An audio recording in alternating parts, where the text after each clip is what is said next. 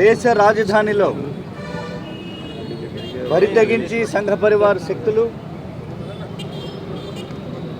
ప్రజాస్వామిక శక్తులపైన, అభ్యుదయ శక్తులపైన సిపిఎం జాతీయ కార్యదర్శి సీతారాం యేచూరి గారి పైన దాడి చేయటాన్ని సిపిఐగా తీవ్రంగా ఖండిస్తున్నాం.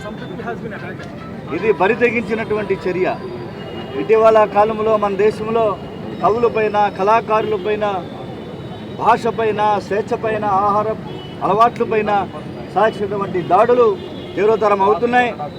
ఈ తీవ్రతరమైనటువంటి దాడుల్ని అరికట్టకపోతే ప్రజాస్వామిక వాళ్ళు తిప్పికొట్టవలసినటువంటి సమయం ఈ రోజున ఆసన్నమైంది. దీనికి భారతీయ జనతా పార్టీ నైతిక బాధ్యత వహించాలి. మన దేశ రాజధానిలో మీకు బలం ఉండొచ్చు, కానీ బలం లేని ప్రాంతాలలో మీ పరిస్థితి ఏమిటని చెప్పి ప్రశ్నిస్తున్నాం. విజయవాడ నగరంలో, ఆంధ్రప్రదేశ్ రాజధానిలో మీ శక్తి ఎంత, మీరెంత? ఇక్కడ వామపక్షాలు తలుచుకుంటే మీ కార్యాలయాలు ధ్వంసమైపోతాయని చెప్పేసి హెచ్చరిస్తున్నాం. అందువల్ల పార్టీ కార్యాలయాలపైన దాడులు ప్రజాస్వామిక సాంప్రదాయం కాదు, ప్రజాస్వామ్యం కాదు. ఇప్పటికైనా ఈ మతోన్మాద శక్తులు బుద్ధి తెచ్చుకొని భారతదేశంలో ప్రజాస్వామ్యం పరిడవిల్లాలంటే ప్రతిపక్షాలను గౌరవించేటువంటి ఉత్తమ సాంప్రదాయాన్ని కాలరా చేసేటువంటి దుశ్చర్యలు సరైనటువంటివి కాదు.